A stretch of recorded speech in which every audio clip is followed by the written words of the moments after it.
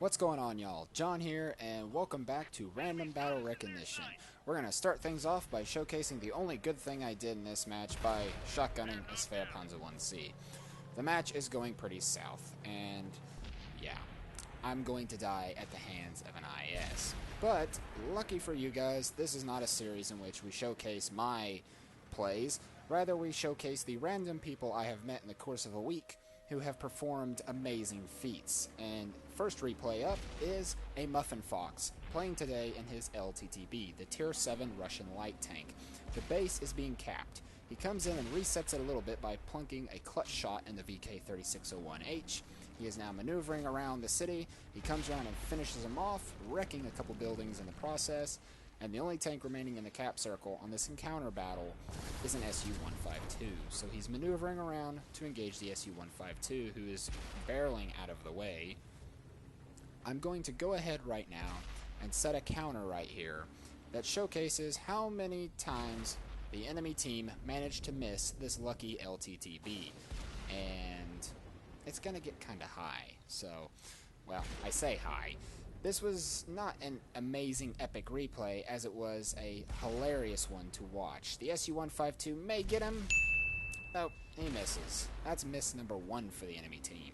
There's going to be some more coming up. So, what's Muffin Fox going to do now? Well, he's got his eyes set on coming back to help Utterable 7 deal with a KV-5 and an IS-3. So he's coming across the field. That's when a T-29 spots him and begins to take aim. Fires, misses.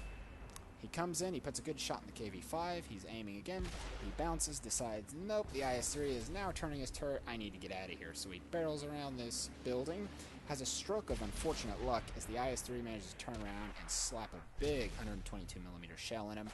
He begins reversing around, gets backed up against the wall, turns, and races out of there. But he's not done because he's going to turn around and try to re-engage the IS-3, who misses his next shot on him. So now, he's got to try to contend with the IS-3 by backing up around behind him. He decides that's not going to work, so he's getting out of dodge. He's making a run for it. The IS-3 misses yet again. This is where I lost it laughing. I couldn't believe my eyes as this little LTTB seemed to be almost impervious to all enemy fire. And that's when Murphy steps in. Unfortunately for Muffin Fox, his run ends there, but he did do a substantial amount of good in that battle by having 87 base defense points, getting 2 kills, and dealing 1,745 damage. So, good game to you, Muffin Fox. This next replay is going to showcase 3 things. 1 is good teamwork, 2 is good self-awareness of their minimap, and 3 is just how terrible I am at shotgunning enemy tanks. Looking at the situation, our last visage of hope, the KV-3, has just fallen to enemy fire. There's a mass mob of enemy tanks coming up the valley, and there's only Utterable 7, and of course Jarrett coming up in his SU-152 to defend the base. We do have other tanks by here, but as of right now, Utterable 7 and I are the only ones in position to actually engage them, and we're in shotgun mode. Jarrett comes up, of course, in his SU-152, and takes point to defend the base. There is an A44 sitting there, but lucky for us, Jadjeff in his SU-12244 has just arrived to put the final nail in the coffin for him, for the A44, and now has taken up a defensive position. But here comes Ranger 6 in his SU-101. We now have 5 tanks defending the base, or at least we did until Jarrett fell to enemy fire. Q UGC Battleborn in the T-44. He shows up now, making it 3 Russian comrades here to save our Bahukis and the S-51. They've positioned themselves, and look at the teamwork between these guys. None of them are in a platoon with each other. They're just sitting there. They see a job that needs doing. They've came back to defend the base. Of course, I miss another shot. But they're covering each other. Ranger 6 has fallen back a little bit because his tank doesn't quite have the armor to withstand the hits from a Super Pershing and an ISU-152.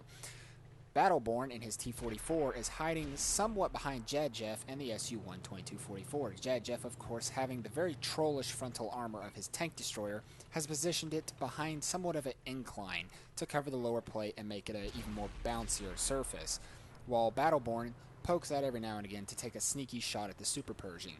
they're doing a wonderful job here, defending the base and making sure that their 2 artillery comrades survive the battle. I'm aiming in a shot now in the Super Pershing. I miss, go figure. But it don't matter because between these 3 guys' guns, they managed to take him out. These guys were complete all-stars. This is the kind of teamwork I love playing World of Tanks to see, because you just get that good vibe going on when 3 random strangers just come together, or even just 1 random stranger come together and help you win a match because they've got your back. And they showcase really good teamwork here. I mean, they're all kind of working together. They may not be talking to one another, but they're covering each other. Battleborn takes out the SU-8. It's just this poor little Chaffee sitting here. And I'm trying to aim a shot in. I fire, but Battleborn's all over that as he takes another kill. And of course, with that, there's only 1 tank left. He dies, and we've won the match, with Utterable 7 and I still alive no less. So, there you go. There's Ranger 6 and his SU-101 having 1 kill and dealing 1,275 damage. Not bad for a Tier 8 tank destroyer.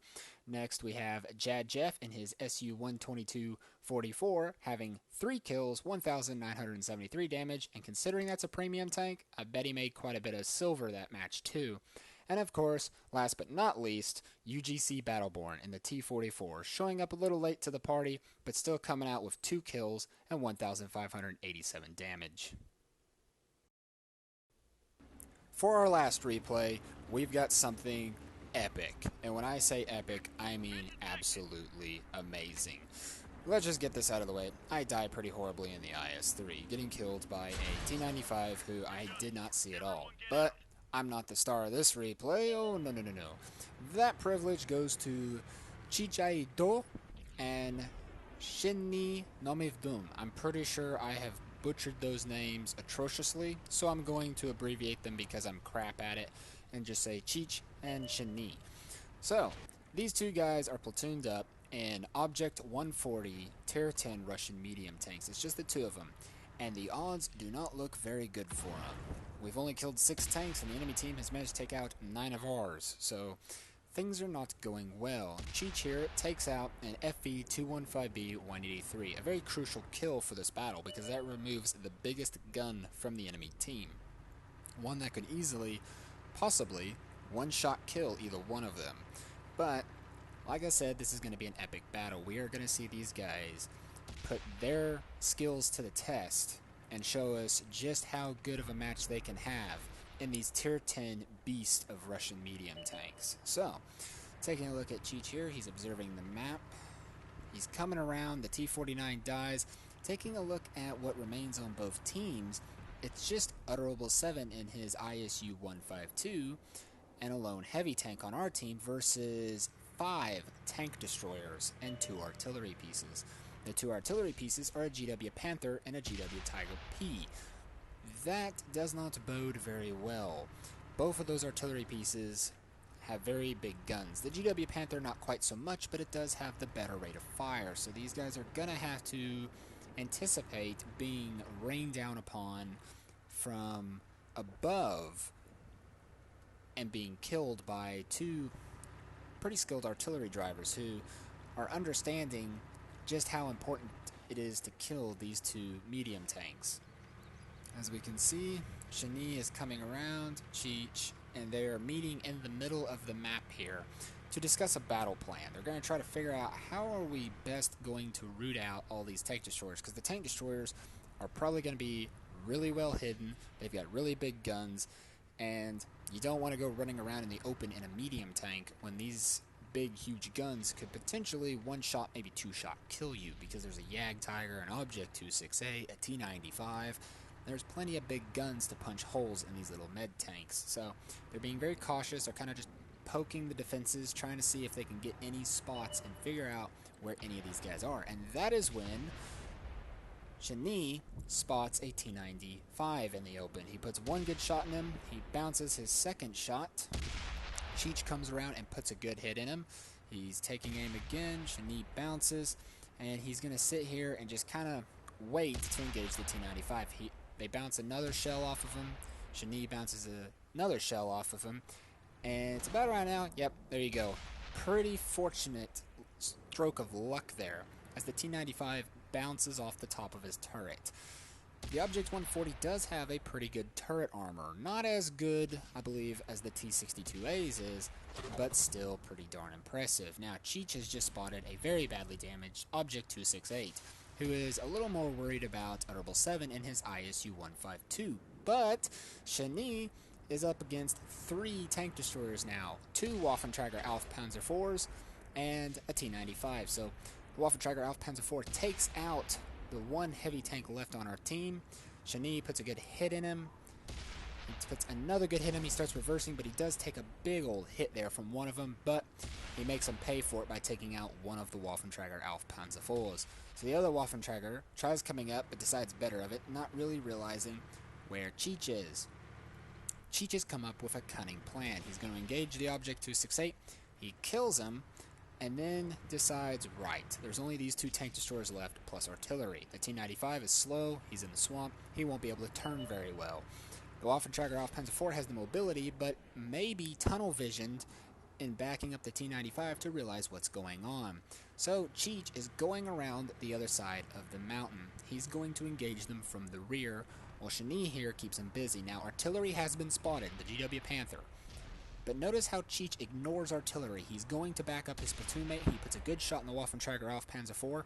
The Waffenträger turns around to engage, but it's too late as Cheech shuts him down and takes him out, earning his 6th kill of the match. He now has the rear of a T-95 all to himself. He puts a good hit in. He's crossing the river, gets a bit deep there. T-95 realizes what's going on, is reversing, but he's too worried about Shani coming again, so he keeps his front angled that way, allowing Cheech to take him out, earning kill number 7. Now, while I was sitting in this mode, the GW Panther hits him. He puts a good hit in him, stops, Ninja shoots him without him even being spotted because he knows he's still going to be there, earning his 8th kill. The 2 of them, as of right now, have killed 12 tanks total. A crucial contribution, and if they can stay alive, a brothers in arms. Shani's trying to find the GW Tiger P. Utterable 7's found him. He turns around. Utterable 7, of course, going for the kill because he realizes there's really no way he's getting out of it with the gun aimed that way. So he takes a shot, misses. There's the potential for him to get 13 kills. Shani comes barreling around the corner thinking the GW Tiger won't have a shot, but disaster strikes as he's killed. Oh well. Cheech does go on, though, to avenge his fallen comrade by taking out the GW Tiger P. So, well played to these guys. Cheech and Shani in their Object 140s. Cheech having 9 kills, getting himself a Radley Walters medal, and dealing a massive 5,843 damage. Shani, on the other hand, while only having 4 kills, did do the most damage with 6,523 damage.